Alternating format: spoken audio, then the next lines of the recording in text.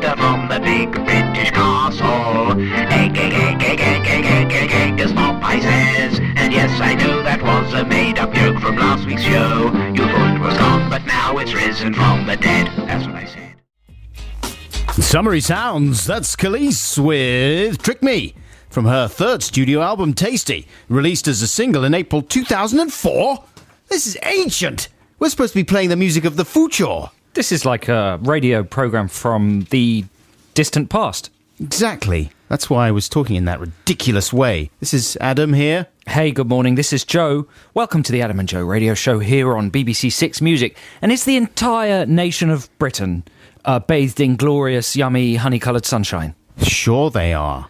Especially Kate and Wills, can you imagine? Can you All imagine? the glorious, yummy-coloured sunshine they're bathed in. Well, that's something to tease for this show, because we really do have an extraordinary exclusive for you this morning on the Adam and Joe radio show here on Six Music, obviously Royal Wedding Fever.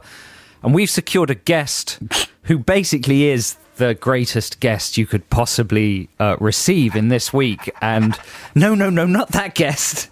What's he doing in here? Out! Out! I thought we'd given him away to an orphan. Your legs. He will come back. Sniff your Get him out, James. Can you get him out? That's not the guest I was anticipating. The complete opposite. He's out. Adam, kick him out. Oh, he's out. Is that get him out?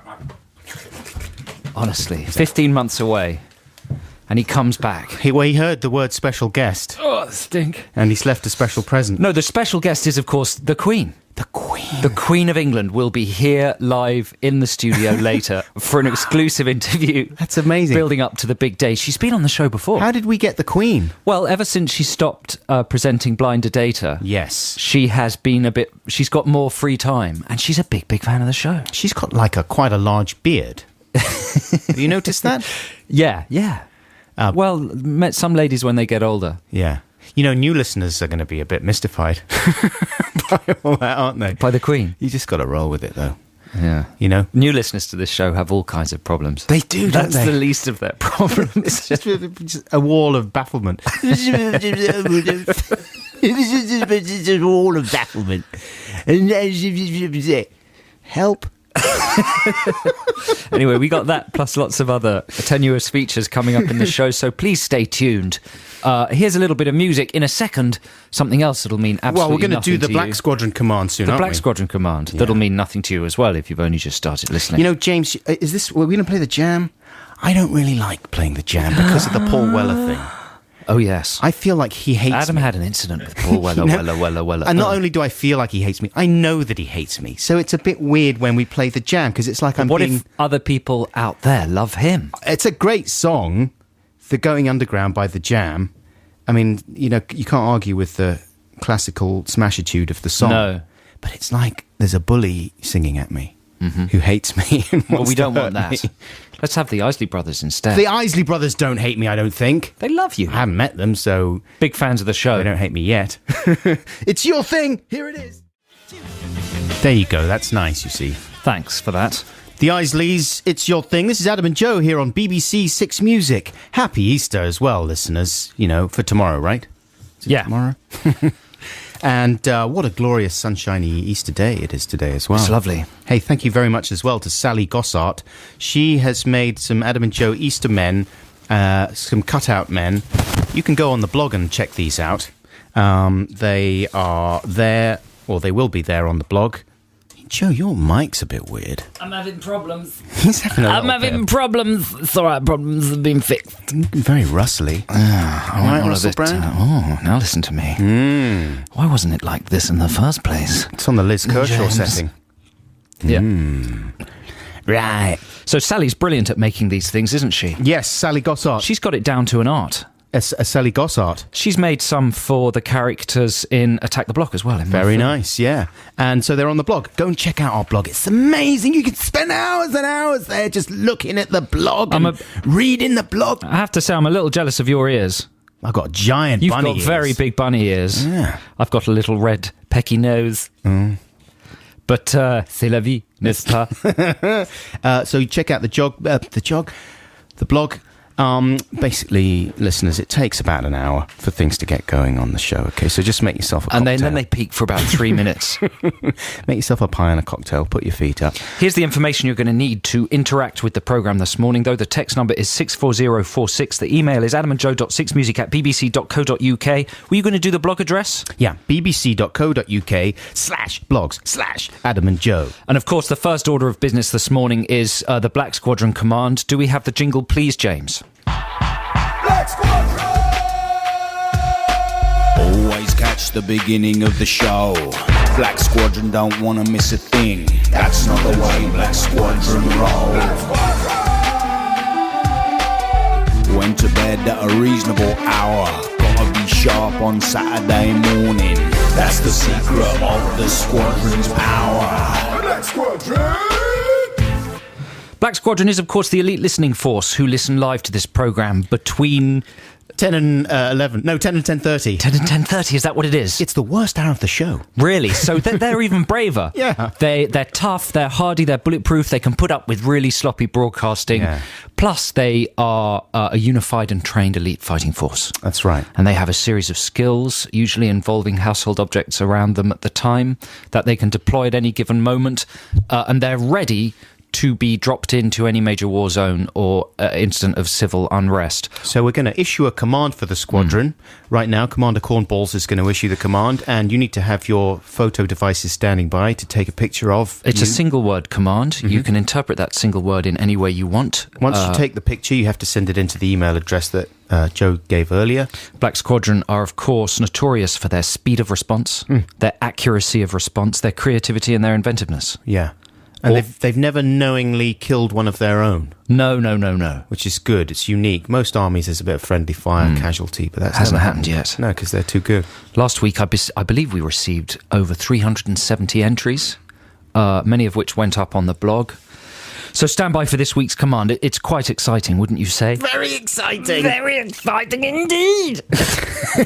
Is that as Rumpelstiltskin's come back? The little Nomi man's back in here. It's a very crowded studio this morning, what with dog. the dog and the Queen in waiting in the waiting Look at the reception. Queen. Look at the Queen. That is a full beard. She's let it really get unruly as well. And Rumpels is in here as well, under the desk. Get off my ankle, Rumpels. Here we go. Here's the Black Squadron command. Is this it? Yeah.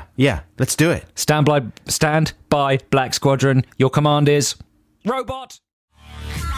Robot rock. Yes, some extremely fast responses have come through already.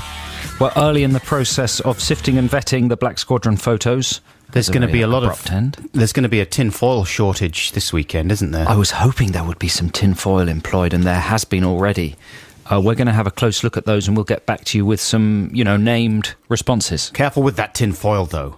Why? Just because it's very dangerous. It can get hit by lightning. You can get hit by lightning. You can cook yourself if you wrap yourself up in that. And put yourself in Stuff. the oven. I mean, yeah, but if you went outside, if you wrap yourself in foil like a robot and went outside in the Do you garden, remember in the old days before people knew about how dangerous the sun's rays could be when we were little kids? People would purposely lie on tin foil in order to reflect the sun's rays on the lower areas of their bodies. Yes, you get those ladies with sunglasses And sort of fans, like bibs, mirror bibs. to get their chinny chins Yeah. all tanned. And they'd put olive oil on. Not even suntan oil, Yeah, olive oil. some people just smear a little bit of Garlic butter. a bit of goose fat. Put some little chipolatas around their legs. That's what Delia Smith does when she's she does. sunbathing. She has a couple of bacon bracelets on there. And Nigella Lawson, she just smears on the goose fat. Shoves a couple of carrots up her nose.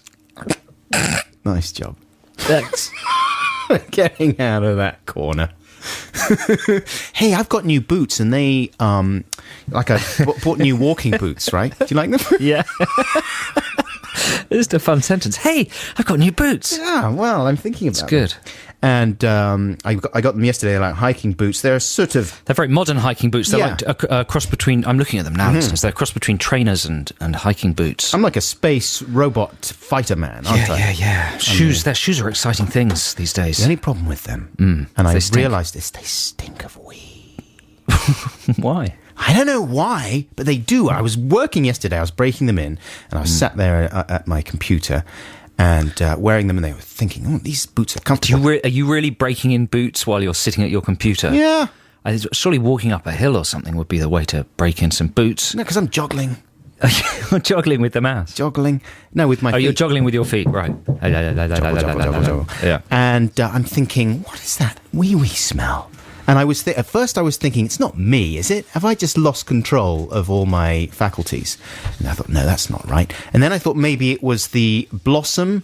Like, you know, sometimes like very sweet blossom and flowers can slightly smell of urine. Sure. It's a natural smell. Yeah. And then I realised that it was my boots. So now I'm like, as James pointed out, that's happening to you every day, though. If it's not the boots, it's the trousers. If it's not the trousers, it's just your bed. Well, this is the thing, isn't it? As James pointed out earlier, it's the picture of me as a tramp man. It's now becoming almost complete. I'm going to play some music right now. This is one of my free plays this week. Every week, Joe and myself get to pick 3 of our own songs to add to the list of excellent music that our producer and the playlist compilers here at Six Music compile for you. This is my first of them, and that was going well. It was going really well, wasn't it? It fell apart. From an album that came out last year by The Chap. Have you ever heard of The Chap? They're an experimental pop band. Well, I know North the magazine. London. There's a magazine called The Chap. Not related. Their music is a mix of rock and pop, it says on Wikipedia. And it's good stuff, man. Really enjoying Well Done Europe. And this is a track that's got a summary refrain called Even Your Friend. Yay! Well done. That's Noah and the Whale. This is Adam and Joe here on BBC Six Music. How you doing, listeners? Nice to have you along. Nearly time to stand Black Squadron down, but first let's have a look through some of the pictures that they sent, and what an incredible response. I know I say that every week, but this week it's a particularly incredible response. I mean, one guy got his photo in so very quickly and with such an extraordinarily elaborate robot outfit. His name is Gary Keller. Can you describe that, Adam? He looks like Bob Mould, if you know what Bob Mould looks like. And he's got he looks as if he's dismantled his water heater. He had that ready, though, didn't he? He's a man who has a robot costume that he's made himself, but he has it in his cupboard. It's metal. It's got dials on the front and bits of circuitry stuck to it, and a little tap coming out where his robot Winky should be.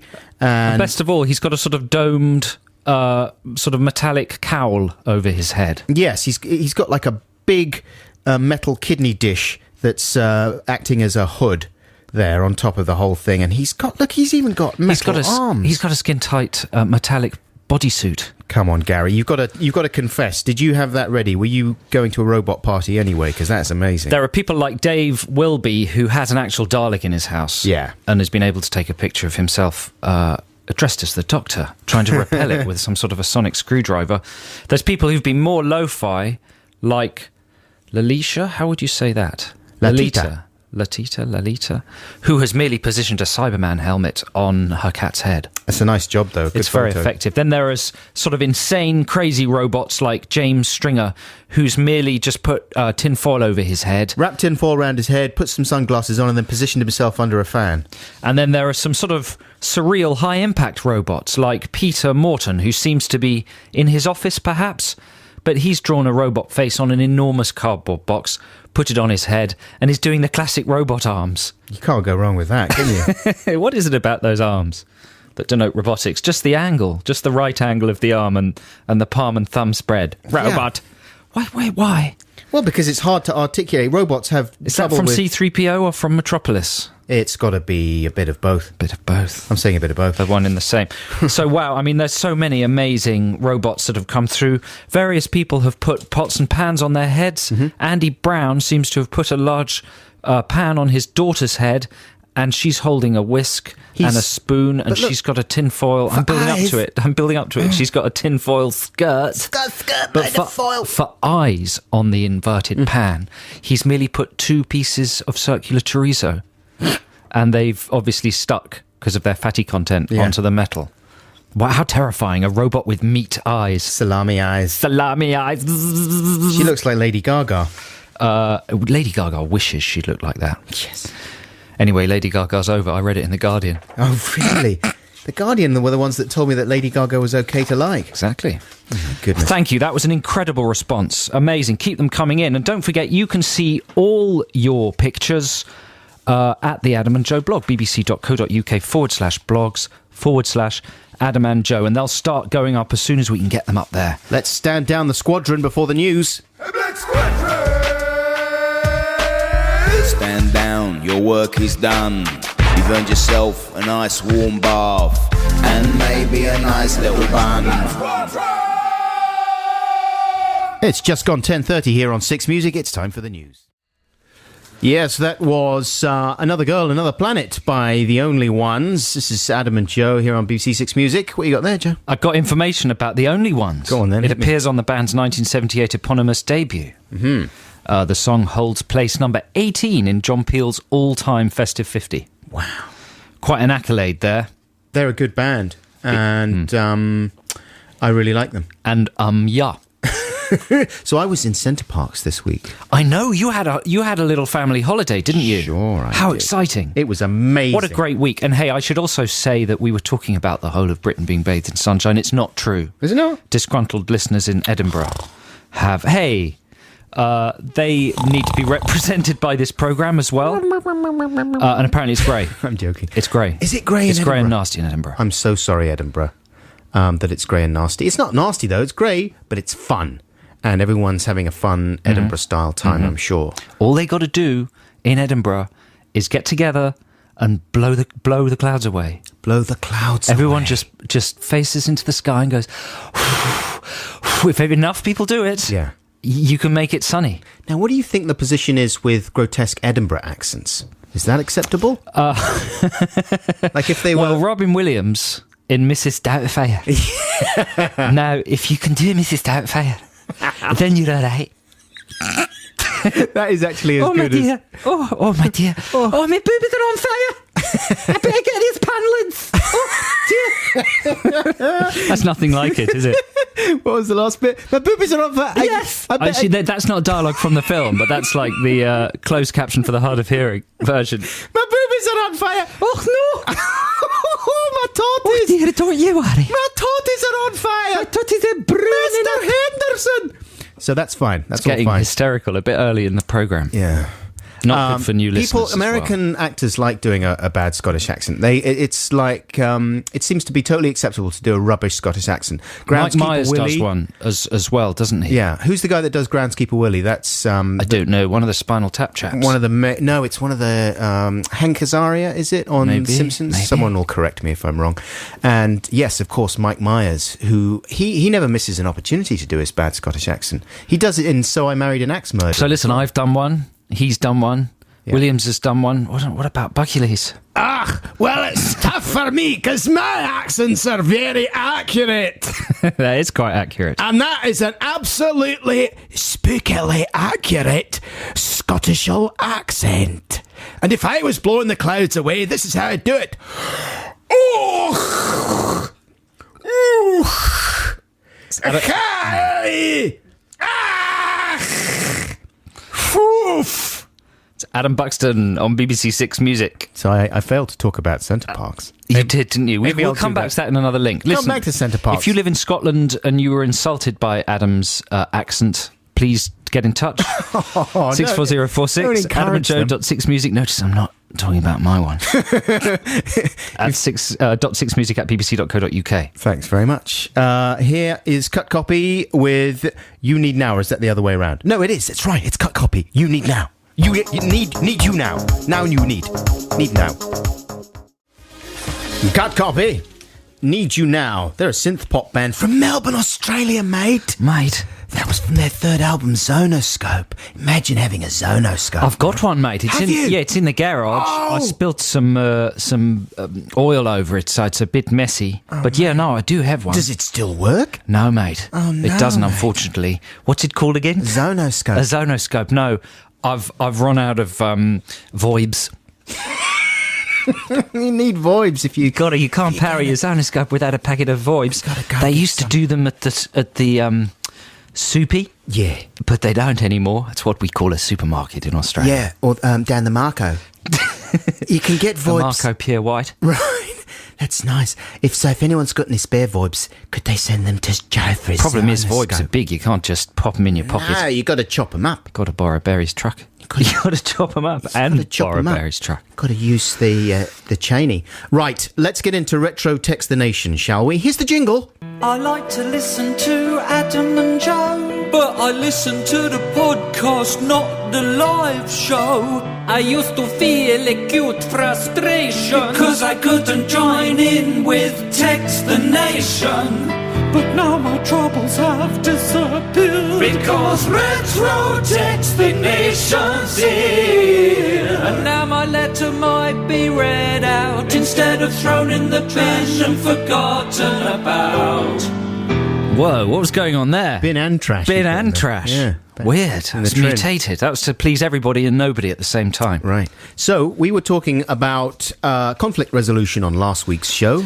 Was it conflict resolution or was it the pain of being in the middle of an argument that's nothing to do with you? It's a bit of both. It was a bit of both. You know, we're interested in the arguments and we're interested in ways that maybe you helped resolve them Yeah, or so you failed find to yourself in resolve the them. middle of one. Yeah, and what do then you do? What's your tactic for defusing What it? do you do? Why It's do- like being a bomb diffusal expert. A bomb diffuser. It's like being in that film, Watch Out for That Bomb. I know the one What you was mean. it called? By... Dirty Locker. Yeah, exactly. Hurt Locker. It's just like that, but in a slightly safer context. Exactly. So, do you want to lead off with this one? Sure.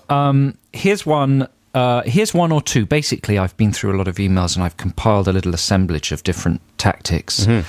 So here's one. Here's Eric, the Swedish man with the spectacular surname Gudmundsson. Do you remember Eric? I think he might have written him before. He says, I usually start, and this is when he finds himself in the middle of an argument, I usually start singing the first few lines from Wannabe by the Spice Girls.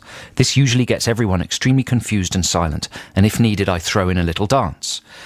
And here's another similar tactic from Ned Potter, who is a male and a librarian from York. He says, in the middle of an argument, I like to take the side of the most unreasonable argument protagonist and agree with them wholeheartedly. This draws attention to the absurdity of the argument and makes it stop. So, with your Jonathan Creek example, I would have supported Tommy. And do we want to remind listeners of this fictional hypothetical scenario, Tommy and Tina? Tommy and Tina were arguing about Jonathan Creek. Jonathan Creek. Because Tina announces she loves it. I'm Loves doing it. it for you now. Yeah. I'm just interrupting you. And Tommy was very embarrassed because he didn't think Jonathan Creek was worth trumpeting. And here's his technique.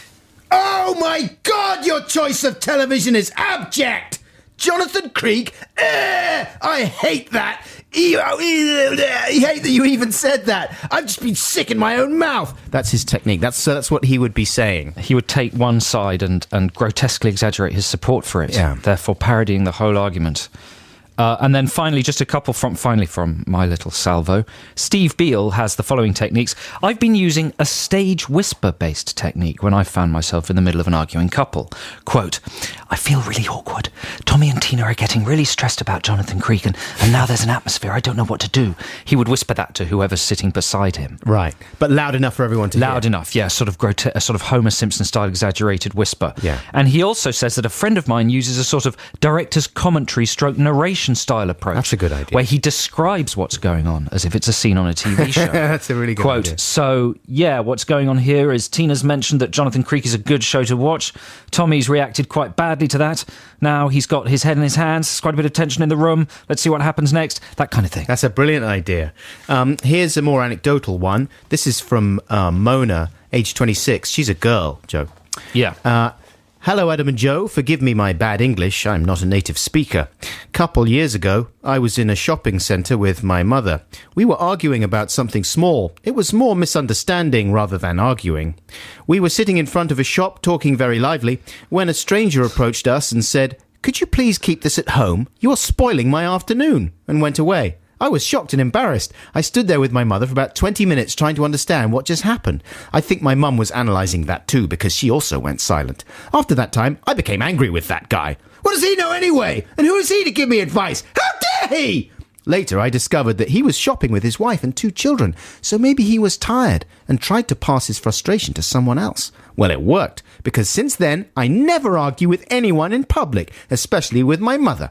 If we have misunderstanding, I just wait until we go back home and then explain my different point of view, just like the guy suggested. Wow. That's nice, isn't it? That's nice. She's learnt a lesson from the guy. Excuse me, you're ruining my afternoon. Could you keep this at home? I mean, you have to pick who you do that with, really. You know, on a Saturday night, in Norwich Town Central, I might not try that out if I see a little ruck going I've got on. a lot of these. I could do another 10 to 15 mins. Well, we could come back and do a few more. Why not? Let's do some more after your free play. Okay, here's a bit of sunny, fun time music that will bring people in Edinburgh down even further. This is from the Midnight Cowboy soundtrack. This is by John Barry, and it's not the main Midnight Cowboy. No, this is the harmonical one. This is the lovely harmonical one. Oh, incidentally, on the Scotland tip, it was Dan Castellaneta who did the voice of Groundskeeper Willie, D'accord. not Hank Azaria. Okay! Okay, here's a wee bit of music. That's John Barry with the theme to Midnight Cowboy. This is Adam and Joe here on BBC Six Music, and we had such a great response to Retro Text the Nation, or to Text the Nation last week, that we are doubling the quota of Retro Text the Nation time. And incidentally, if there's anything throughout the week, if you're listening to this programme on Listen Again, or if it's part of the podcast or whatever, you can always get in touch throughout the week about anything we talk about. The address is adamandjoe.sixmusic@bbc.co.uk. Don't text us during the week. It would be a total waste of your money. These are techniques for defusing arguments you find yourself in the middle of. Here is a letter from Ryan in Oxford. He says, "Dear Adam and Joe, I was in the kitchen with my housemate and her boyfriend. I just made a delicious spaghetti bolognese and was settling down to eat it when all of a sudden a dispute erupted between the couple. An icy tension quickly smothered the room, and the usually playful couple refused to talk to one another. Alarmed, I put down my knife and fork and declared, I, expletive deleted, love spag bol, immediately plunging my face into the Italian feast in front of me. The couple turned and saw me and immediately began laughing. The conflict had been resolved, but at a price. I burnt my face with angry spag bol, and I smelt like dolmio for several days afterwards." That's extreme. Any listener wishing to use this method of argument avoidance may wish to use foods that haven't been cooked, like gatto or watercress. What a lunatic. But powerful. I mean, powerful. That's extreme. It is extreme, but it sort of shifts the emphasis onto his possible mental issues. It could make the whole situation worse. It could just inflame the argument. And then he's got ball all over his face. There's food everywhere. So basically, you've gone round for supper. The couple have had a horrible argument. One of the guys has flipped out and stuffed his face in the spag bol. He's clearly mentally like unbalanced. a Mike Leigh play. It's grotesque. But he made the spag bol. Right. So in a way, it's symbolic. It's him ruining his own spag bol, because in a way they've ruined his special cooking evening. Yeah. In it. That's a Pyrrhic victory. Have you got another one? Yes. Here is one from Kevin Mail. He's male. Dear Is his Adam name and Joe. Kevin Mail? No, he's just a male man. Right. Dear Adam and Joe, a couple of years ago, my two friends, let's call them the Dude and Donny. Do we have to? Yeah, we have to. Okay. And I were in the Edinburgh Festival. Edinburgh for the festival! That's how they speak. We were staying with another friend, let's call him Walter, who was in a sketch show at the festival. Due to space limitations, we had to sleep on the floor of the room in which he and his girlfriend were staying. On the first night, myself and Donny were trying to sleep on the rock-hard wooden floor when we overheard Walter's girlfriend asking whether he still loved her. Myself and Donny pretended to be asleep while the couple went about breaking up in bed. It was the most awkward situation I'd ever been in. All of a sudden, the door bursts open, and the Dude staggers into the room, dead drunk, and collapses on the floor. Almost immediately, the loudest and most disturbing snoring started to emanate from the Dude. Despite this, the couple continued to have a whispered breakup argument. It was all getting a bit too much, so I slid over to the Dude and pinched his nose, a technique that I'd used to great effect while growing up to quell my own father's nocturnal cacophony. For 1 second, the Dude stopped snoring. Then suddenly, he sat bolt upright and emitted 3 of the loudest high-pitched screams in a row that I'd ever heard. He says, please simulate screaming. So as high-pitched as you can go. Go on, you do one. I can't. That's about as high-pitched as I can go.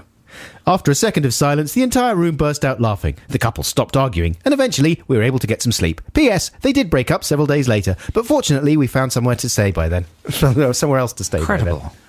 Thanks very much, Kevin. Here's a final one for Retro Text the Nation. This is from Will Judkins. And Will has a special technique he has for diffusing tension generally. And over the course of this letter, you'll realise that he doesn't just use this for diffusing arguments, but he uses it in life in general. This is what he says. Usually if my mum and dad were having little arguments about tidying the house or who'd left what newspaper where, I would walk in and just have my bum out for them both to see. It would usually be greeted by aggression towards me for constantly doing it all after. So that's his technique.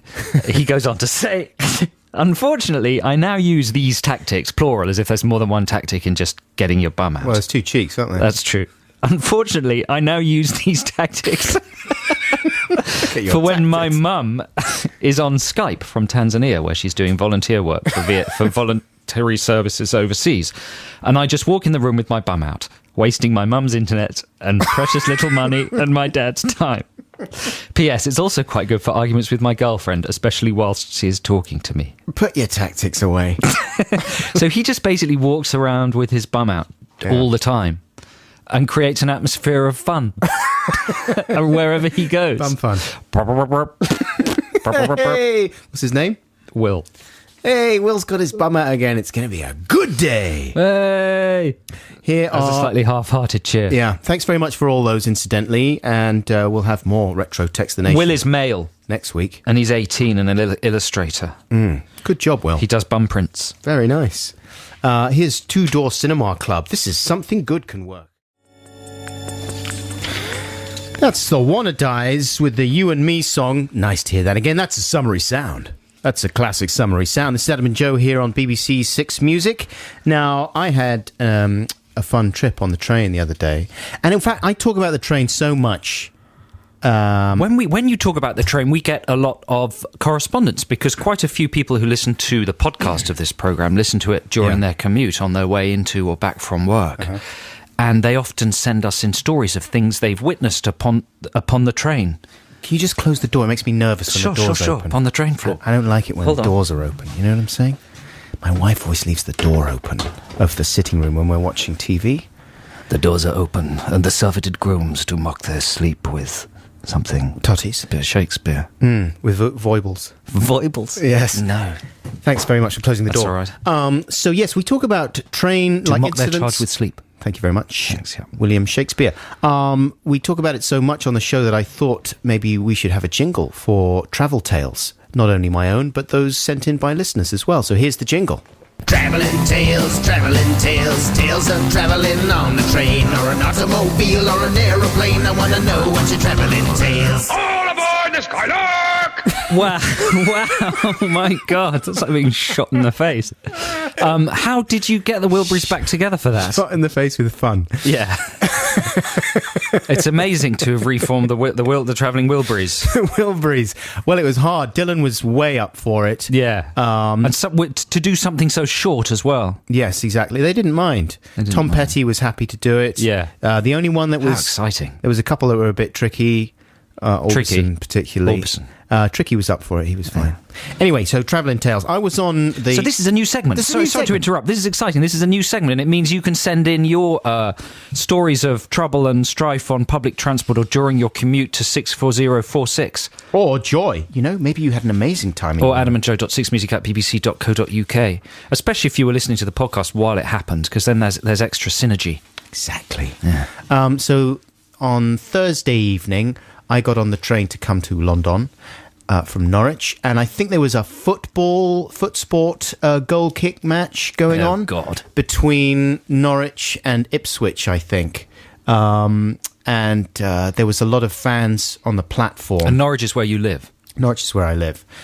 And I don't know what had happened in the foot sport, but I think the Yellows were happy. And they were all jumping around, and this is what they sounded like on the platform right next to me while I was waiting for the train.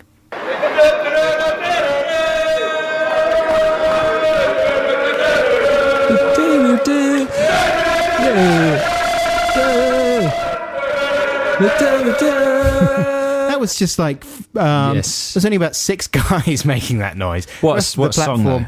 What an amazing song. Lovely. What fun for them. And so great to hear it done that way, right next to you. They did another song as well. Do you want to hear the other song they done? Please. Oh, classic.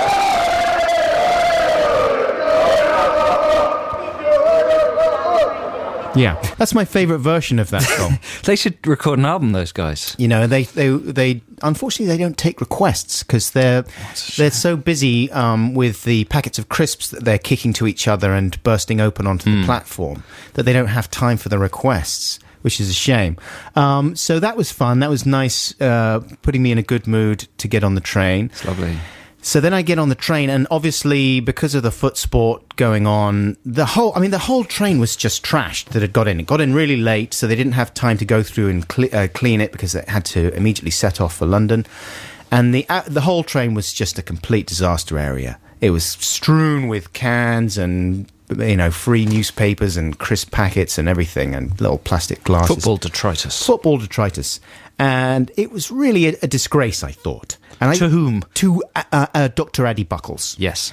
And I just felt personally affronted by this, as I think did everybody else who had paid good money to travel on that train. You know what I mean? They sometimes put on separate trains for football supporters, don't they? They try to when they can. Uh-huh.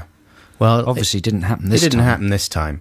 So I was walking through and I thought, you know what? To Heckington with this. I am not going to jolly take it.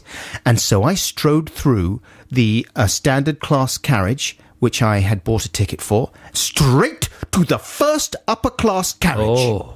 And I thought, I am jolly Heckington going to sit down in the first upper class carriage with my standard ticket, because I won't tolerate the dirtiness of the rest of the tram. And if anyone has a problem with that, I shall explain myself thusly. And I thought, well, I better back up my position. So what I did was I found a bin bag. First class, incidentally, was totally empty.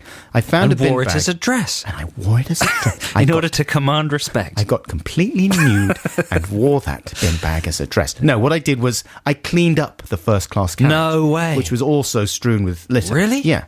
So I cleaned it right up, shoved it. It didn't take that long. And it was all spick and span. And then I sat right in the middle and had a nice time. And I thought, if anyone challenges me after I've cleaned up the carriage and the rest of the train is trashed, then I'm going to flip my lid spectacularly. And did the ticket man come? No, the ticket man didn't come. But what did happen was the cops turned up. Like, there was loads of transport police. So eventually I ended up... Are the football supporters still on the train? Yeah, they're all on the train. Right, but none of them are in premier class? No. There were other bigger, lardier, richer football fans that turned up and started discussing the match loudly. But the carriage that I was in filled up with transport police. So I felt like quite a wicked outlaw, sat with my standard class ticket, surrounded by the fuzz. And they didn't do a thing. They didn't challenge outlaw Dr. Evil. Dr. You're morally ambiguous. On the one hand, you're a hero for cleaning the cabin out. On the other hand, you are a liar and a thief. Well, no, I'm just a hero. Are you? Yes. You're a modern-day hero. I'm the people's hero. Right. Because I cleaned up that carriage, and I'm surrounded by cops, and I'm an outlaw. You know, I'm with you on cleaning up. I'm with you on just taking action. I do that in my street a lot. Yeah. I'll just go out there with some rubber gloves on and a bin bag, and I'll clean up the street. Good for you. I have no shame. Yeah, I do that in the hedgerows as well. Yeah, you got to do it. You got to do it. You can't just sit there waiting for someone else to do it. It's all our responsibility, right? Come on, kids, pick up some rubbish today. Make it into a game. Can I hear that song again? Yeah, here it is. That's such a Which one? song. Do you want? Yeah. Or do you want? I love that song. That's number one, James. Here it is. I can't wait to hear it again. It's gone. No, never mind. We'll play it later. Listen, it's almost like a... You know what we could do? You could build that into Song Wars. Yeah. You could build that into a Song Wars song. Speaking of Song Wars, we should talk about Song Wars later on in the programme, because we've got to do something about it. This is Adam and Joe here on BBC Six Music. Happy Saturday morning. Here's a bit of music from... What are these people called? Sparrow and the Workshop. This is called Snakes in the Grass. Sparrow in the Workshop with Snakes in the Grass. This is Adam and Joe on BBC Six Music. If you've got public transport stories, they don't have to be about football hooligans. They can be about any sort of thing you've experienced on the train. Maybe good or bad. Good or bad. Maybe later in the show we'll rerun that jingle and we'll read out some of our listeners' train stories just to get the ball rolling. Absolutely. Or the rolling James, stock rolling. Have you got the train alarm sound there? You know, one of the things that happened that did put a kink in my journey was someone pulled the flipping alarm. And I don't know if the alarm sound is the same for all trains or if it's just National Express or whatever. Did they do it because something had happened or just for fun? I would imagine it was some foot sport fun. Right. Because I don't think anything had happened. The cops were all sat around just chuckling. So, and this was the sound that goes off. It is the most infuriating sound ever created by a human man.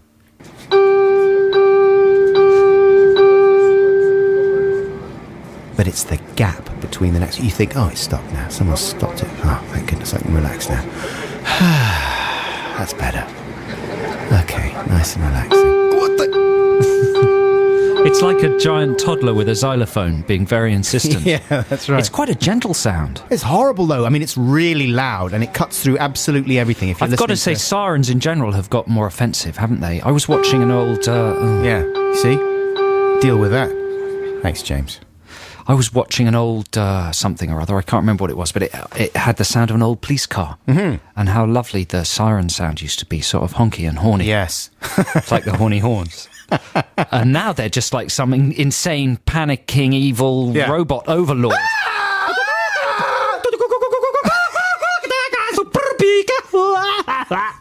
Like that. Those are American, aren't they? Freaks me out. Well, they used to be only American, but they've come over to Brighton. And what's the logic? Is it to make it an irregular sound so that you can't ignore it? Maybe just the general... I think so. Yeah, so it can't become regular and, you can't get settled into it. Right. But maybe this could lead into our Text the Nation topic this week. Would we be technically capable of doing that, James? Let's talk about that. Let's do that next. Why don't we? Okay. Let's launch Text the Nation All right. next. Here's a free play for you right now. And this is actually, I would say, similar in spirit to your John Barry selection earlier on. But this is from Moondog. It's also a short instrumental piece. Who are Moondog? Moondog is a guy. It was the pseudonym of a chap called Louis Thomas Hardin. He was a blind American composer, musician, poet, inventor of several musical instruments. He invented foibles, I think. Did he? He died aged 83 in 1999. But he was someone that removed himself from society and decided to be like a street person, to make his home in the streets of New York. And he would wander around. It's a decision you've made. Yes, exactly. Recently. And he dressed as the Norse god Thor. Right, it's very topical. Right, like the exciting film that I will never, ever see in my life. Is it supposed to be any good? It's supposed to be pretty good, yeah. I'm going to see it. I'm never going to see that film in my life. Because... yes, you will, because your kids will want to see it. Really? Yeah. Yeah, but I'll go out the room. Anyway, he was known as the Viking of 6th Avenue, Moondog, right, because of his unconventional outfits. But in between all this, he still found time to go into the studio and record some extraordinary music, some extraordinary avant-garde music. I'm very excited about it. Oh, well, this is an extraordinary avant-garde, but it's not that avant-garde. But it really, I'm sure this has been used in a film, and I'm sure our listeners could tell me, because I searched for it and I couldn't find it. I know what it is. Joe Films. I haven't heard it, but I know what it is. Oh, what is it, Joe? Play it to me and I shall tell you what it is. Okay, here it is. This is Theme by Moondog. There we go. Someone has said it's in The Big Lebowski. Yeah, that's always the answer. It always turns up on. if you want to know where. Oh, fuck, I'm just going to abandon that sentence. But that's interesting. Used in The Big Lebowski. I was doing a little bit of internet surfing. Yeah, were you, mate? And I was internet surfing for your info there. Mm-hmm. And apparently Jeff Bridges was rumoured to play this bloke in a movie about Moondog. Really? That's right. And Moondog himself, I'm going to drop this accent, appears to have been in some films. Yeah. A film called Chappaqua, the trippy cult film made in 1966, directed by and starring Conrad Rooks. There's a very short clip on YouTube of him standing there in all his Viking glory. Starring with Ornette Coleman, according to this. Yeah, it's all the avant-garde jazzers. It's a whole new world of stuff opening up. That was Moondog, and it was called Theme from 1956, I think. This is Adam and Joe here on BBC Six Music. I think we're going to launch Text the Nation, and there's nothing you can do about it. Text the Nation. Text the Nation. What if I don't want to? Text the Nation. But I'm using email. Is that a problem? It doesn't matter, text. So Text the Nation this week, listeners, is all about technology that's made the world worse. So exciting innovations in your daily life that have actually started to ruin things. Like I was trying to call the council. Uh-huh. There's they've got a new time to collect our bins. So I was trying to call the council because they'd failed to collect them. And my local council has installed a sort of robotic operator system that asks you to say the name of the department you want to go through to. Yes. And there's something weird about that, something quite demeaning. about talking to a robot. Yeah. Don't you find? Have you got a I'm talking to a robot voice? Well, it's angry. Yeah, I just go, street care, Exactly. environment, and I like it if they don't hear it. I'm sorry, we could not hear what you were saying. Yeah. But environment! I like to try and test it. But of course, then it doesn't respond, so you have to sort of comply. Yeah. And that's the issue, isn't it? You have to reply in a sort of robot voice. Exactly. So not only has the call centre been dehumanised, but it's dehumanising you. And it's that thing, it makes you so furious that, yes, you start to lose control of your voice. This is an extreme situation I'm talking about. And it's like the robot is saying, just calm down. Just calm down and say it normally, please. Otherwise, I can't understand you. In a way, councils have some kind of a minute excuse for doing that because they've got to spend all their money on services. Caller volume. Yeah, so if they can cut the staffing levels, then they might have more money to spend on essential care. But in supermarkets, in giant supermarkets, what's the logic in having automated checkouts? Doesn't that simply just put people out of work? Yeah. And then is there anything better about going to an automated checkout? I mean, I've been in situations before where I only had one or two items. And you can get through quicker. Yeah. Bida-boop, bida-boop. Yeah. But I've only just mastered it. I mean, this is... How long have they been around? For 4 or 5 years or something? Unexpected item in the bagging area. Please remove... Because the worst thing is when you do have more than one or two items, you've got a basket's worth. Because we're only talking about baskets. You can't go through there with your trolley, right? No. So you've got a whole basket's worth. And then you've got a whole bunch of problem items like wine, maybe a bit of wine, a bit of peach schnapps, something like that. And you have to get approval from the guy with his key. And he has to come around. Maybe you've got a wonderful DVD of something with Russell Brand in it. Of course. You can't wait to watch that thing. Can't wait. They have to come around and get all the security gubbins off it. And then the other thing that happens is you want to use your own bag, right? I don't want to kill any more dolphins. Sorry, that's just me. You know, I like them. So I don't really want to kill anymore. So I'm going to use my own bag if that's all right. But no, that's a whole big palaver because you put your bag on the thing and then unexpected item in the bagging area. So then you have to remove it. All right, I'm just going to put the item just there without a bag. Please place the item in a bag. Oh, for goodness They sake. don't make anything better. That's all I'm asking. What single thing do they improve apart from just putting people out of work? And the other thing is smartphones. Right. That's a very obvious thing. And I had a... What's your beef there? My beef there Hey, is, you love for instance, the I had an event, like we screened my film in Texas. We were very excited. We went back to the hotel. South by Because Southwest. it went down well. We all said, let's go back to the hotel and have a drink. Yeah. So we all go back to the hotel. We have a drink. We're all sitting around in reception with some little mini bottles of booze from someone's fridge in their room. And I'm thinking, oh, this is great. What a fantastic night. I look up, everyone's on their smartphone. Every single person is looking at their lap and texting. Yeah. I thought, what kind of a party is this? Did you not have your smartphone then? No. I wasn't using it. I wanted to have fun times with people's faces. But surely you had people to talking. text. I just had a good screen. You should have tweeted about it, everything. It happens a lot. Of course Don't it you does. find that when you're trying to have a conversation with someone and you realise they're smartphoning away? It's ludicrous. Smartphones, the joy of a smartphone is to plug a gap when you're alone, right? Or in an awkward situation, you don't want to stand around looking like a lemon. If you're waiting for someone, it's great to have a smartphone. You can go on there and have some fun with your apps. You can check your mail, all that kind of thing. You can text somebody. But yeah, if there's other people around, you don't really need the smartphone. So that's the idea for Text the Nation. Advances in technology that are making the world worse. It's a moany one. It's a little bit... It's not funny or fun, it's just moaning. just moaning. It's a little bit like Grumpy Old Men. It's like Grumpy. Yeah, it's a kind of Vanessa Feltz style. Yeah. Every now and Text the again, Nation. we get invited on shows like Grumpy Young Men or Grumpy Old Men. Yeah.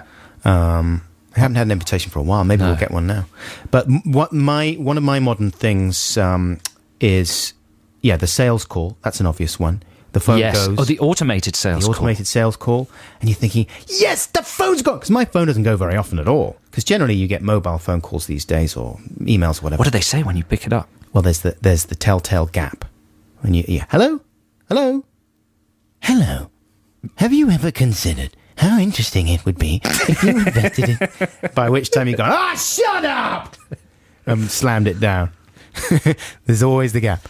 Text number is 64046. Email is adamandjoe.6music@bbc.co.uk. That's Text the Nation for this week. Get your responses coming in, please. Here's the Avalanches with Since I Left You. Nice! That was Vampire Weekend with Holiday. Hey, Adam and Joe here. Very, very happy to be with you this Saturday morning. And yeah, it still is the morning, isn't it? Haven't quite... Easter, very nearly Easter tomorrow. And then a Monday off. Melty eggs, and then royal wedding. Oh, the excitement. It's non-stop fun this summer, isn't it? Hey, should we have some made-up jokes? Yes, sir. Here's the jingle. I'm a funny person, I often make up jokes. My jokes are more amusing than those of other folks. When you hear my joke, I think you'll find that you agree. Come on, you're all invited to a made-up joke party. Yes, now our producer James was bemoaning the quality of jokes that we'd had in during the week. Well, that's because James has to filter them a little bit. He only lets us see the top quality ones. Yeah, so he's been wading through some stinky piles of joke poo.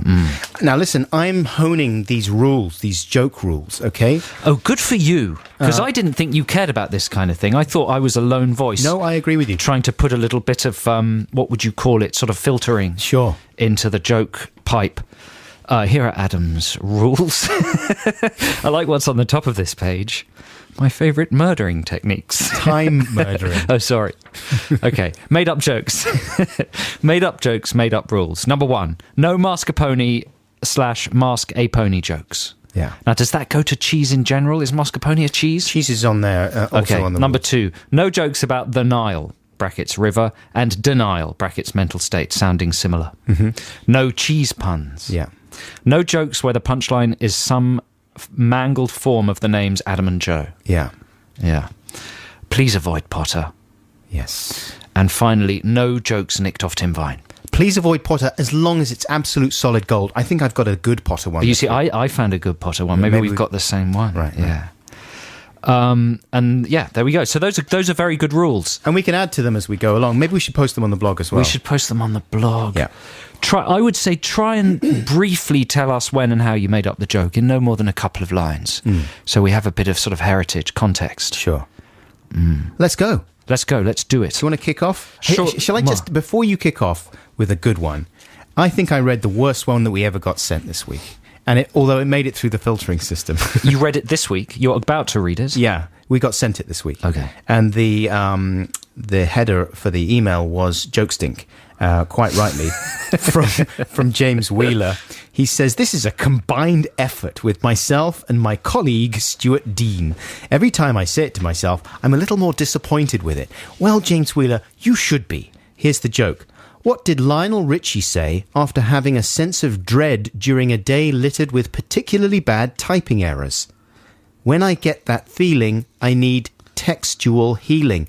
That wasn't even Lionel Richie, James Wheeler. That was Marvin Gaye, okay? And textual healing, because you're texting, because it's particularly bad typing errors?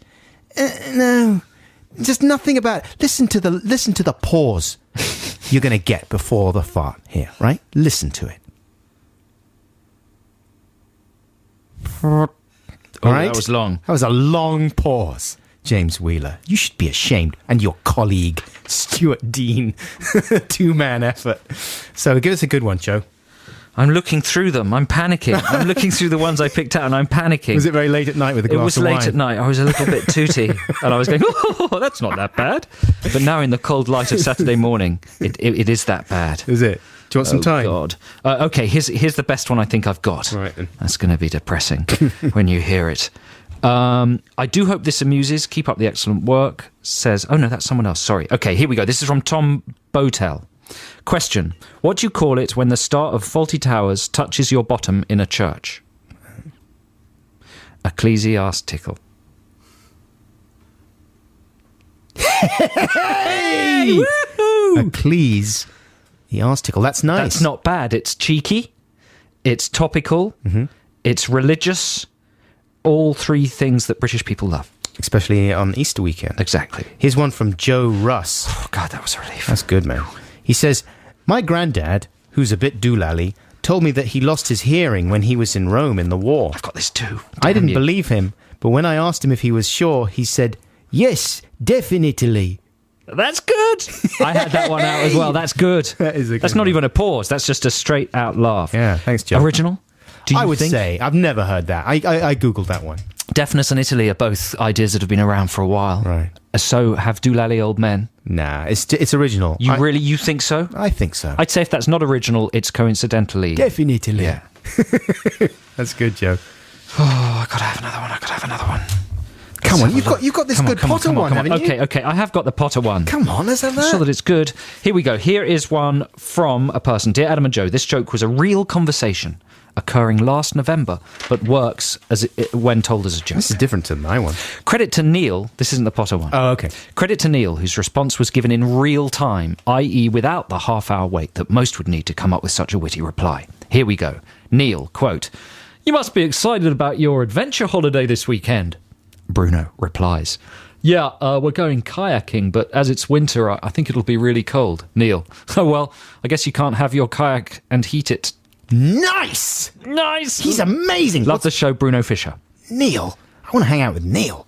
Neil's the quick one, right? Yeah, He's the witty one. but Bruno wrote it down. Well, yeah. Someone's got to be the scribe, I guess. But Neil, he's the talent. That's good. That's more a clever thing they said in the heat of the moment. That's fine. And you can send those in as well. Yeah, funny things They you don't said. have to be like cracker joke jokes. They can be witticisms. So shall I do the Potter one then? Yes. Hi, I've been waiting to tell you this for quite some time, says Craig. Despite its Potter-related setting, so he does apologise for the Potter, I made it up and I'm convinced no one got there before me. And I Googled this one and I couldn't find anyone else referring to it. So here's Dumbledore saying, Harry Potter, who is responsible for tearing out the 6th book of my admittedly anachronistic Bible? Harry Potter says, that was Deuteronomy. That's good. Due to Ron and me. That was Deuteronomy. That's forced laughter. Nervous laughter. He says, love you lots and lots like jelly tots. Thanks, Craig. Do you know the amazing thing that's happened this week is we've actually picked out a lot of similar jokes. I mean, that says something in itself, doesn't it? That's like a filtering system. Right. Do you want another one from Cornballs? Yes, please. Okay, here's one from Dino Gibson. I haven't got it. I was struck with inspiration for a made-up joke while listening to your show last week. However, as it's connected with a trailer for another show that was played during yours, I expect you might have a few in a similar vein. Anyway, I did the Google/Tim Vine test and nothing came up. So the only test left is to see how many other people came up with something like it. Here we go. I've been getting a lot of unwarranted attention from the lead singer of R.E.M. recently. Turns out I'm Michael's type. I'm Michael's type. Michael's type. Hey! Gets the cheer and the far. Sometimes it happens. What sort of a laugh was that? That's a Scottish laugh. That's a Scottish one. A cynical, a sarcastic one. Very funny. Very funny, Mrs. Doubtfire. My tortoise are on fire. Here's one from... I don't know about that last one. I mean, we kind of masked the Michael's aftermath of it with a lot of rubbishy noises and talking. And Michael's type. It's not going to set the world on fire. It's probably not that new either, is it? Well, someone's got to have said it before. But he's committed it to paper. Thanks a lot, That's Dino. all you need. Thanks, Dean. No, thanks, sincerely. Thank you, Dino Gibson. Yeah, thank you very much. Here's one from Josh. He's in a hotel in Nicaragua, Joe. Good. And he says, what did the disciples eat at the last breakfast? Corpus Krispies. Come on. Does that sound like a cereal? Yes, Corpus It's Krispies. like Rice Krispies. He says, I know you're not going to believe that I made that up because it's so clever. But I promise I did. I thought of it when someone made a genuine slip of the tongue, saying crispy instead of Christy. So there. Bye, love you, bye. He says, so he's got the provenance and everything. I know you're not going to believe I made it up because it's so clever. Corpus Krispies. These are delicious. That's a good one. Have you got another one there before we wrap it up? Yeah, kind of. Come on. When you say a one, it is a one. This is from Tom T. Oh, here we go. There's a bit of a preamble for this one. Tommy T. Bear with me, mate. All right, mate. Here's my made-up joke. It was coined whilst sat at my computer in about 2004 during my last year of uni. It will have been during the spring or the summer. It's been repeated maybe 6 times since then. Very Once at an ill-advised stand-up night. My friend Paul maintains that it is hilarious. Paul! But I would like your expert opinions. Here we go. That's how to say the name Paul, by the way. Dr. Emmett Brown met up with Marty McFly to finalise the arrangements for a cooking trip to the year 2015. This one. Marty starts to check that they have all of the necessary cooking books to ensure that they're able to produce the most delicious morsels. Stifling a yawn. Doc. Here, Doc. So, hang on. I'm making such a meal out of this. A mountain meal. So, here we go. Marty McFly says, Doc, have you bought Delia's book? Doc says, yes, that's packed. Marty says, have you remembered to bring Nigella's book? Yeah, that's in the glove box. Did you bring Gary's book? Roads. Where we're going, we don't need roads. You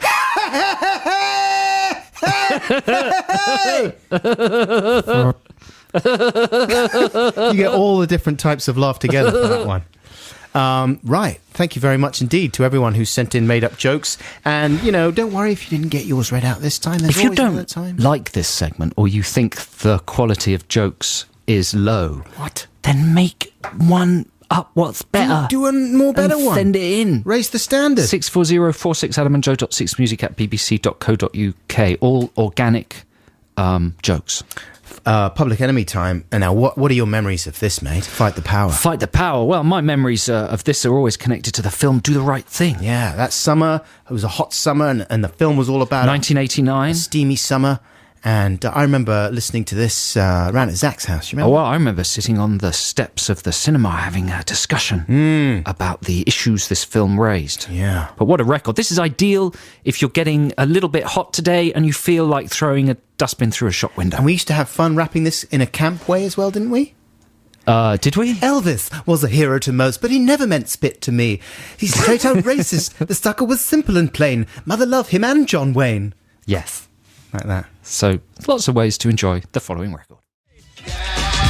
Yeah, boy, it's the Flav Holmes, cold chilling in effect. You probably like Flavor Flav because he's very uptight about time. He's very uptight about time. He's so much so that he has to wear a giant clock so that he can keep an eye on it at all Does he times. still wear his clock, Flav? Sure he does. Sure he does, when he's not on. I haven't seen him for a while. He's been on Reality he was on TV shows. reality telly shows Loves a few them. years ago. Hey, man, you remember we were talking about the shredding thing? Hey man. Hey, guy. Hey. Whoa, chill, man. Stretch. Yo. Spare a little coin. Who's Stretch? Me. That's you, and you're on the pavement and I'm walking past. Hey, Stretch. Stretch. Hey, tall guy. Big man. You spare a little coin for a guy who's got wee-wee shoes? Long boy. Got a little money than the man with stinky boots? Long shanks. Look, I got pee-pee on my shoes. You can spare a little coin for me, I don't suppose, big boy? Remember me?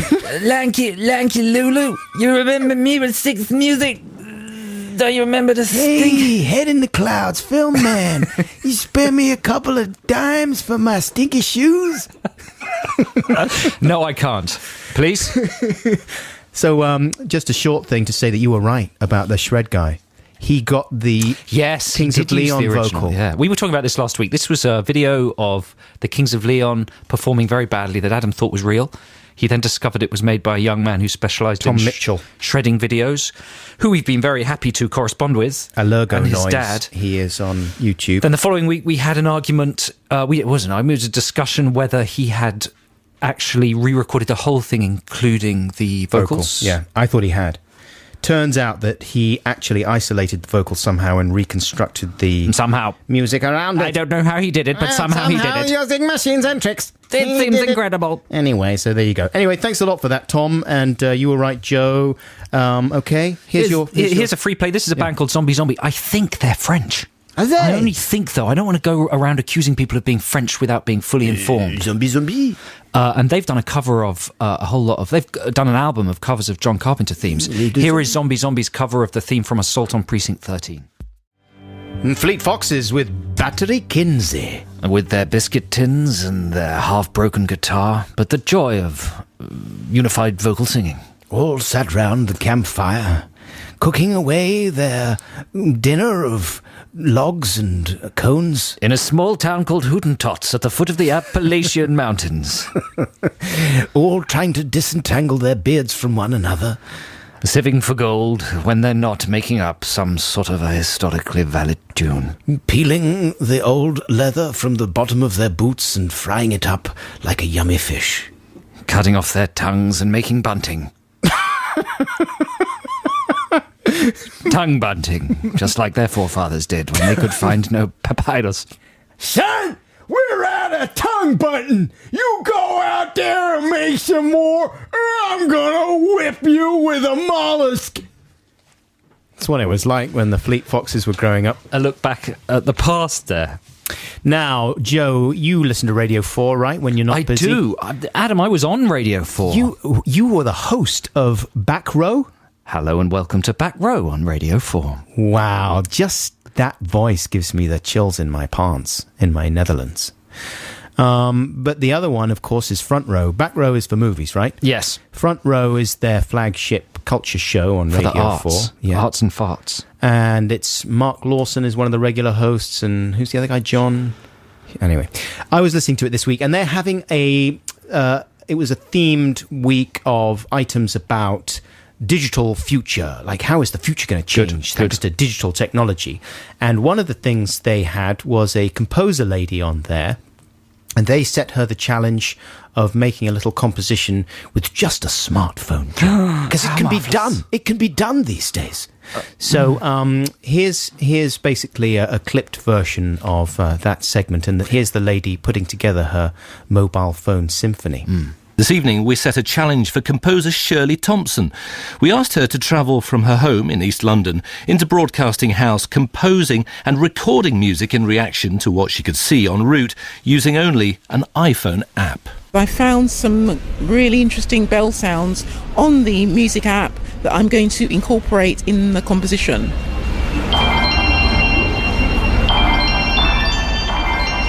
Okay, that's the first track inspired by Stratford. I'm about to get on the tube. This sound's called Mobile Phones, which seems very apt for urban London and the fact that I'm using a mobile phone.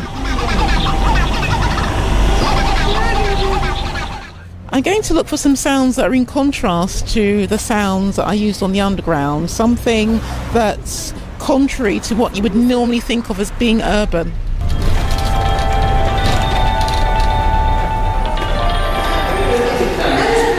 The journey's ended.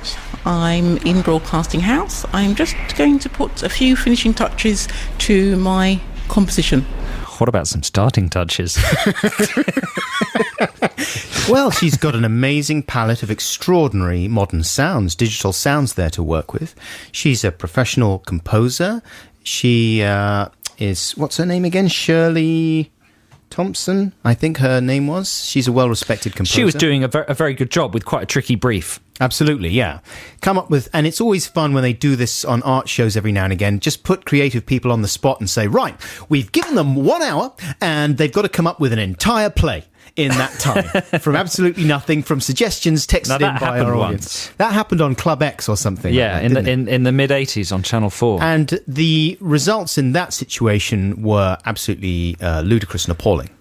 But what do you think is going to be the case in this situation? How is Shirley going to weave those different sounds? Oh, so those were merely the component parts? Just the component parts. No way. And did she have extra time to weave them together? She had a little bit of extra time when she got to Broadcasting House, yeah, to put the finishing touches on it and present it to. Well, there seemed to me to be 3 different ringtones there was what she had.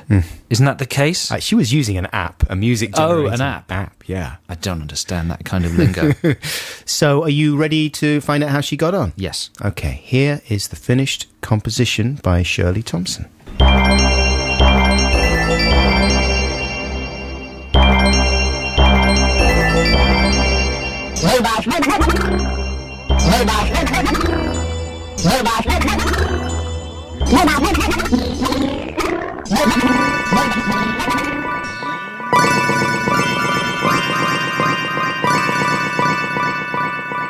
Shirley Thompson's app symphony entitled Bow Bells in Stratford, personally delivered to Front Row. No disrespect, Shirley, but it's not Beethoven's Fifth. The funny thing is, Lawson could talk about that for a good 10 to 15 minutes. You reckon? Yeah, absolutely. There's a funny thing, isn't it, that when very super intelligent adults do something that is a little alien to them, they basically, it reduces them to the level of a toddler. Yeah. Is that what's happening there? Well, I mean, it is tricky. But I've had a go myself with some of my journey sounds from my trip into London the other day. Do you want to hear how I got on? I do. Here's Dr. Buckle's Travel Symphony.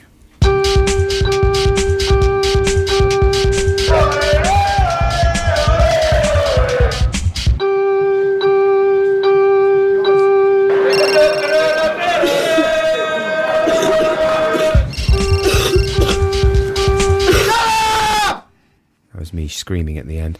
I actually just put that together like, wow, since we've been on air. Well, since you played that, we've been called by Front Row and by the Royal Albert Hall and the BBC Philharmonic Orchestra. Wow. And I'm very excited to say that Jarvis Cocker will be presenting a fully orchestrated version of that symphony. Thanks. At the Royal Albert Hall on Tuesday at 4 a.m, because that's the only time they had free. Oh, wicked. I can't believe it. Yeah. Thanks, Jarvis. It's exciting. That's cool. Hey, if you want to send us your travel symphonies, ladies and gentlemen, we'd be very happy to receive them. Don't forget the address for any kind of communication, whether you want to send us a picture or some sound stuff that you've done or just an email, is adamandjoe.6music@bbc.co.uk. We'd love to hear from you. Here's Corner Shop now with a crusty classic. It's Brimful of Asher.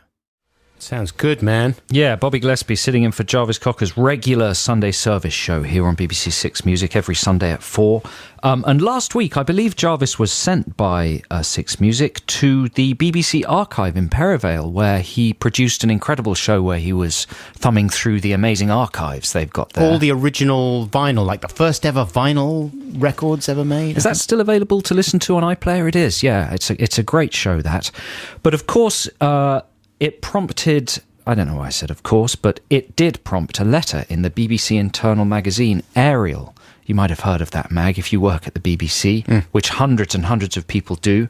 They have their own internal gossip mag. It's like Pravda. Yeah, with a letters page that's very active and opinionated. And here is a letter responding to a photo that was published, a photo from Jarvis's little session in the archive there.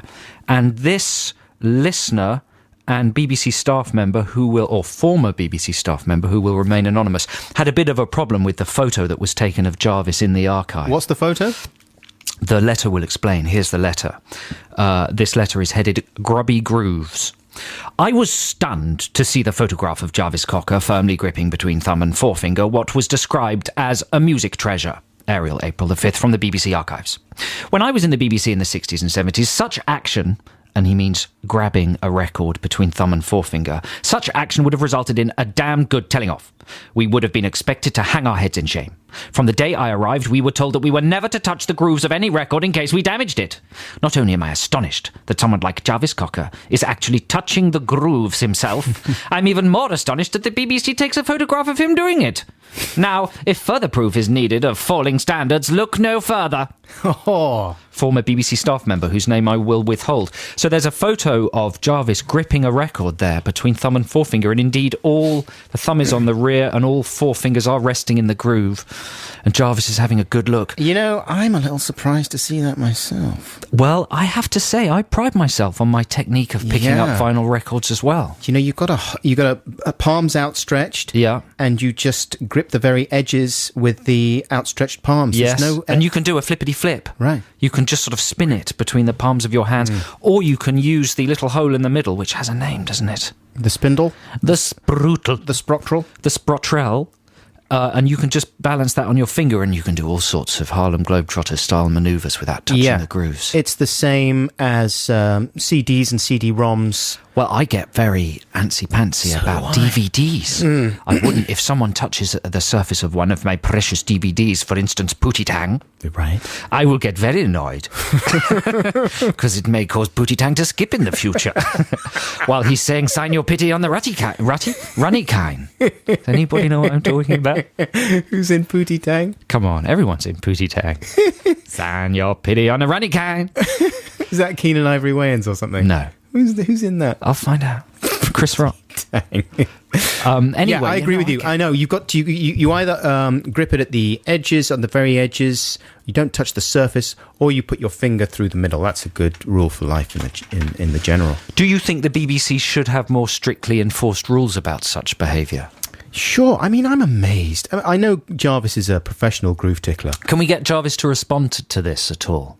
Do you think he has some sort of excuse or some sort of reasoning behind it? But he is in the rare archives there, and he has just got his grubby fingers all over the grooves. It's just unbelievable. Can you see what sort of a record he's holding? I mean, it's an old one. I can see that it's old. It looks rare, and it's black. The grooves are black. But no, I think it's a disgrace, and I think that the guy is absolutely right, the former BBC staff member, to right in. I don't know what Jarvis was thinking about. He should be reprimanded and have the tips of his He should fingers have his spanked. programme withdrawn. I think maybe that's why Bobby Gillespie's filling in. Right, because he's being punished. He's having the tips of his fingers... What? Spanked. Spanked? By... Really? Mm-hmm. By the man who runs the BBC? Yeah, well, Bob Shannon's doing the fingertip spanking. Is he? Yeah. What, like in the film Kes, they're just going to cane his end of his fingers. It's a tiny little ruler he's got, and he's just going to flick them against the tips of Jarvis's fingers. And listen, fact fans, of course Pootie Tang stars Lance Crowther. Lance! And JB Smoove. It's a Crowther classic. Smoove and Crowther. Plus Jennifer Coolidge, Robert Vaughn and Wanda Sykes, and Chris Rock. It's How many a good times film. have you seen it? And Laura Keitlinger. Is Laura Keitlinger in it? Yeah. We met Laura Keitlinger. I like Pootie Tang. Pootie Tang was a character on the Chris Rock talk show. That talked sort of nonsensical street jive. Yeah. He had his own spin-off movie. Wasn't hugely successful, but some people like me like it. Mm-hmm. Pootie Tang. Is it better than the Jiminy Glick spin-off movie? It's about the same. About the same. Hey, here's a free play for you now, listeners. This is a very summery track. You could fire this one off, James, because it's got a long build-up here. Oh, yeah. And this is from Talking Heads' last album, Naked. Meaning final. Yeah, their final album together. And you've got Kirsty MacColl doing backing vocals on this. You got your Kirsty MacColl. You got your Johnny Marr. You got your Johnny Marr. And it's one of the most summery sounds ever. It's one of the most summery sounds. Quid for a pound. Here's Nothing But Flowers. Oh man, sorry to chip into that, but I thought we'd have a bit of Text the Nation. I do love that song. Is this from the film True Stories? No. True Stories was the album before this one, Naked, I think. And it really reminds me of that summer that we went to Paris. Sorry, Oh, you're choking up. So emotional. What did we do in Paris? You Apart teased me from about make love. the leather hat that I was wearing. Yes. Remember? For the whole trip? Did I do that? Is that all I did? It feels like it. And then you and Mark ganged up on me and teased me because... What was it? I can't remember why. Probably still a leather hat. It may have been a leather hat. I lost the plot over the leather hat. Got very angry indeed. But that was the soundtrack of that summer, was that album, Naked. Mr. Jones, put a wiggle in your stride. I love that album. Great horn section on that. Yeah. And Johnny Marr's lovely guitar and everything. Is it Johnny Marr, really? Yeah. Oh, you said that earlier, didn't you? But it didn't really sink into my brain. He's doing backing vocals on this track with Kirsty MacColl, but he was also playing guitar. He's very talented on the guitar. Yeah, man, he's a king. Talking Heads. Okay, so let's have some Text the Nation. Let's do the jingle, James. Text the Nation. Text the Nation. What if I don't want to? Text the Nation. But I'm using email. Is that a problem? It doesn't matter, text. So this is quite a broad, moany Text the Nation subject. Everybody loves to moan on a sunny weekend. British pastime, favourite British pastime. And we're just moaning about ways in which modern technology has actually made life worse, possibly. Keep the whole thing downbeat.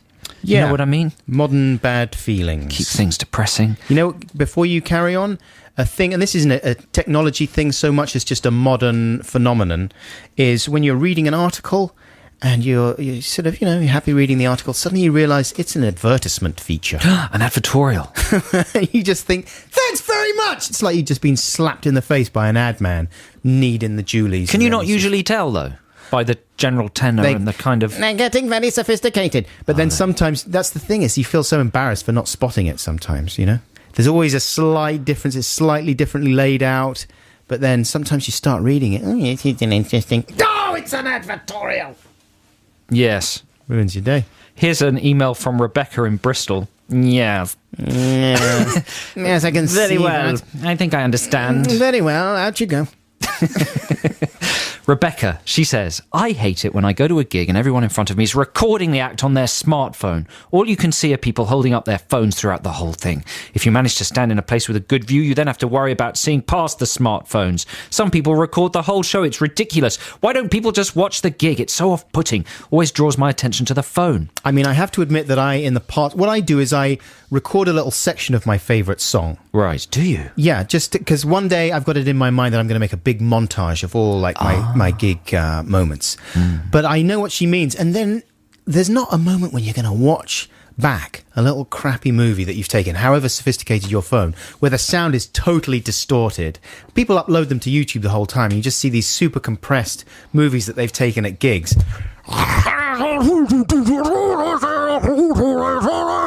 just sounds rubbish. I mean, that sounded Who was good. that? Who was that? Was that the Wurzels? That was the Wurzels with Shane Oh, MacGowan. they're very good live. Here's one from Jack Murphy, who's a Jonathan, and male. Hand dryers. Brackets, automatic hand drying devices, close brackets. Although very common in day-to-day life, I feel that the majority of hand dryers are pointless as they don't actually dry your hands. They just move the water to your wrists. What about the blade? Well, that's what he's talking about, the Dyson blade. And it is more and more common in the lavvy, that particular machine. But he's right, it pushes the water up to your wrists. So you have wet wrists. Wet cuffs. Yeah, wet cuffs. I was just about to make an observation, but then I suddenly realised that I'd remembered it from a Michael McIntyre routine. That's a legitimate observation. About bending over into, using the blade and the fact that it forces you into a sort of strange position with your bum out. Right. Does it, while doing that, sort of it doggy made paddle. sense when Michael McIntyre was saying it. Listen, Jonathan ends his email saying the most effective hand drying device I have used beside a towel is the Dyson Airblade, pictured below. But most of the time I feel I have to put aside a good 45 seconds of my time to dry my hands. It's a disgrace. Absolute disgrace. But you are saving the planet. A little bit. Are you? I can never figure it out. Who knows? Is the electricity better than that? Anyway. Here is another one that has come in via text from Clive, who is in the Corsham Regiment of the Black Squadron. Corsham? Yeah. Oh, good. Mm-hmm. They're one of the most hardest gangs. Yeah. He says traffic updates on my car stereogram always kick in when I'm either in mid sing-along or a tense part of an audiobook. Good observation. Then I spend the rest of the day with the traffic and travel jingle in my head. Absolutely. And you can turn it off. There is always a button for turning those alerts off. But it's weirdly cryptically marked, isn't it? And I don't know which one it is. Usually it shares a button with some other function. I've had my car for a good 10 years. Mm-hmm. And I still don't know what that blooming button is. It's got to be the cause of, I would say, at least a small handful of accidents. People trying to turn the travel alerts off. I agree with you. Who was that from? Clive, Corsham. Thanks, Clive. I agree with you, Corsham. Barney, Forest Hill. Hi, Adam and Joe. My Sainsbury's nearby in Forest Hill has a self-checkout where you can take a trolley through, which I quite enjoy. The alcohol thing is a drag. I guess he means you have to get a member of staff to demonstrate that you're old enough for alcohol. Mm-hmm. But you can stick it to the man by weighing your produce and putting clementines through as satsumas, or bananas as onions, if you want to live on the edge.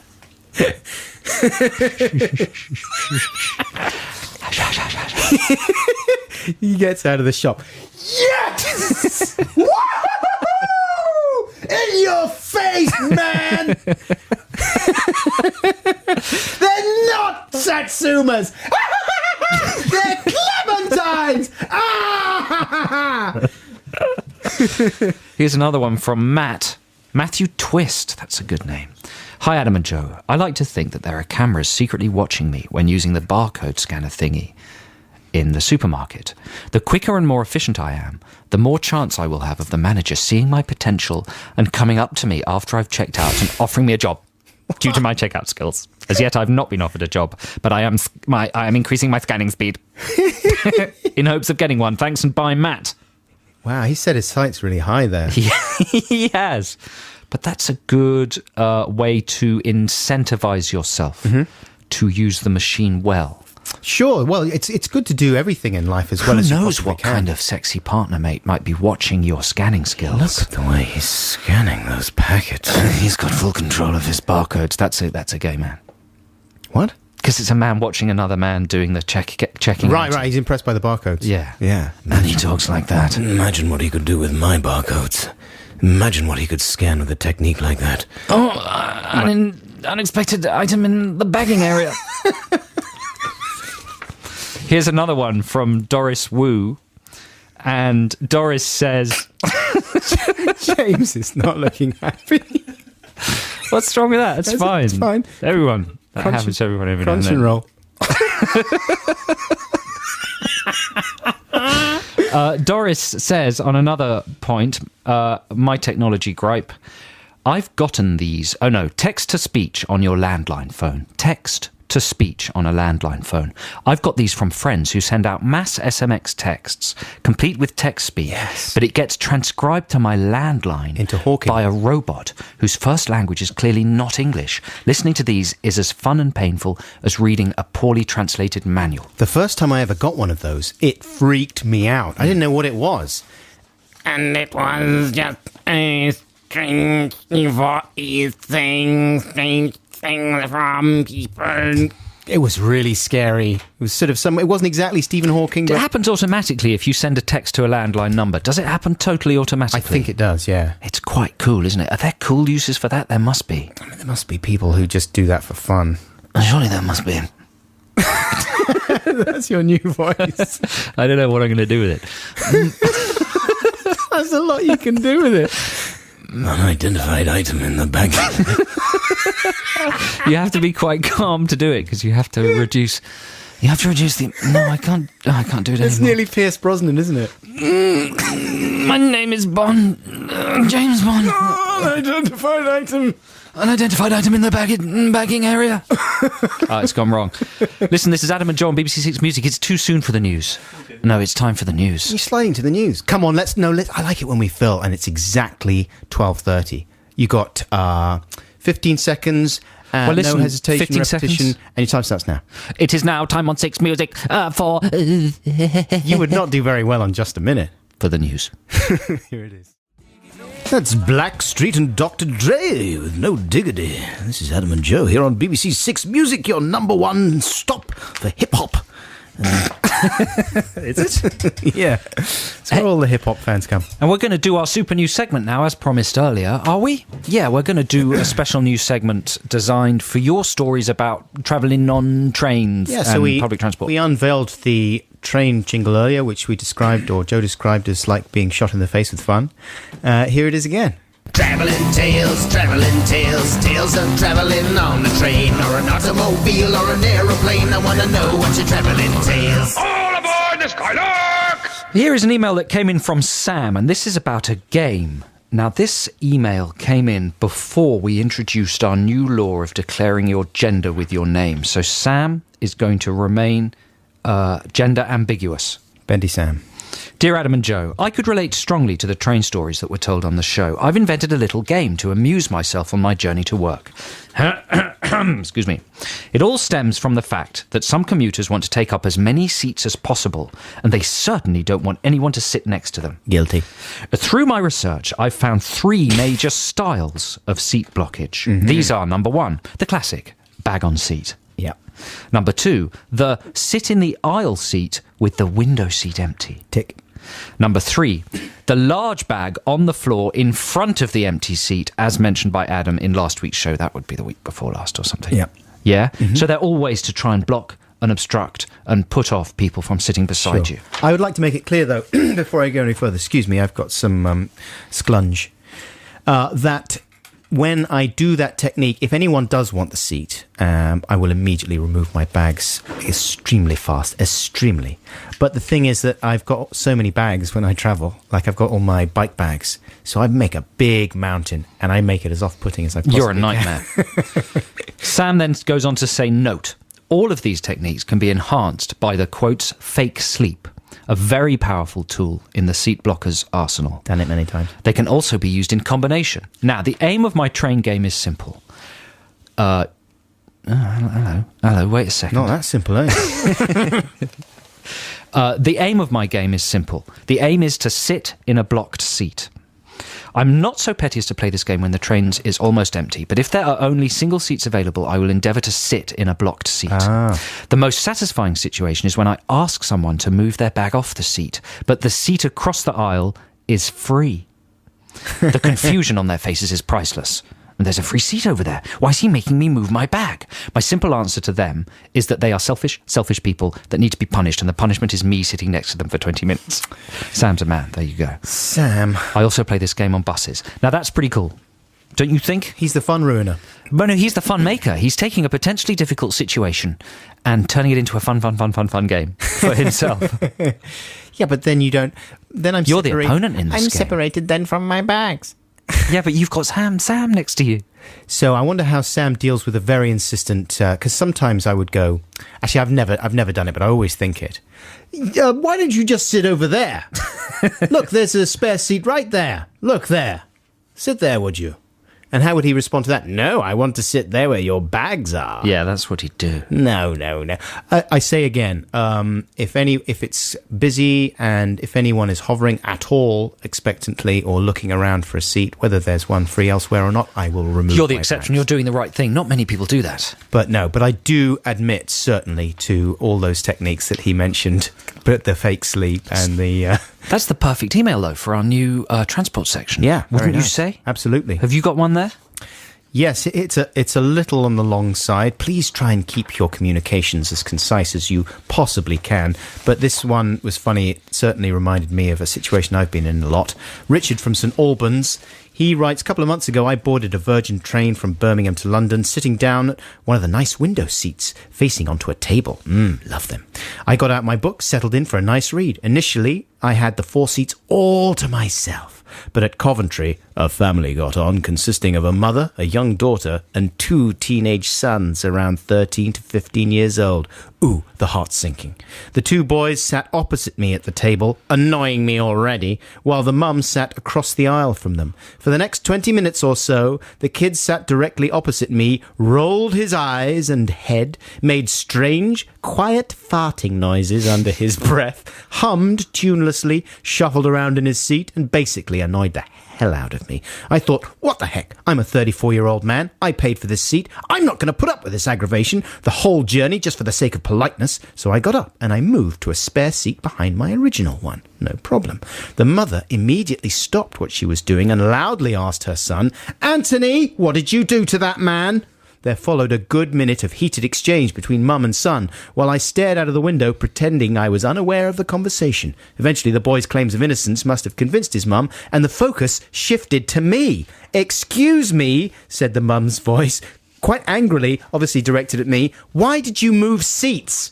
I realised afterwards I should have said that I wanted more legroom, which would have been plausible and defensible. Instead, I said, oh, nothing major, just that your son was annoying me. I have a very low annoyance threshold. What the heck were you thinking? The truth tactic. The truth tactic. The mum stared blankly at me, then tutted loudly, shook her head in an I don't know, some people sort of way, and fell silent. Had to endure the rest of the journey feeling about the size of an ant, trying not to catch the mum's eye. So, that's pretty hardcore. It's very brave and bold. I said it was from the wrong person. That was from Will in London, I think. No, it wasn't. I'm getting all my names. No, you're getting panicked. I got the name went onto a different piece of paper. But yeah, I've been in that situation, and you think it's from Chris Tapp, and you think, oh no, I can't move because it'll be too obvious that I'm moving away from the annoying person. But then you have to balance it up with like, well, that's your tough for being annoying. You've got every right to move, surely. But to be called on it, that's rare, I would say. What would you say in that situation? I'd say, shut up and go away. Your son smells, that's why I'm moving, and look at his face, and I don't like under-the-breath farting noises. It's a mysterious sort of collection of things the child was doing, rotating the head and the eyes and making silent... I mean, just try that for a second. Rotate the head and the eyes and make strange farting noises. Go. It is annoying. Is it? You sure it's not It's fun? not that annoying yet. Keep doing it. That's my main Keep doing it. contribution Keep to doing this it. show. What else was he doing? Hang on. Let's look at the list. Quiet farting noises under his breath. Hummed tunelessly and shuffled around in his seat. Okay, so basically I want you to roll your eyes and your head. Strange quiet farting noises, humming tunelessly and shuffle around.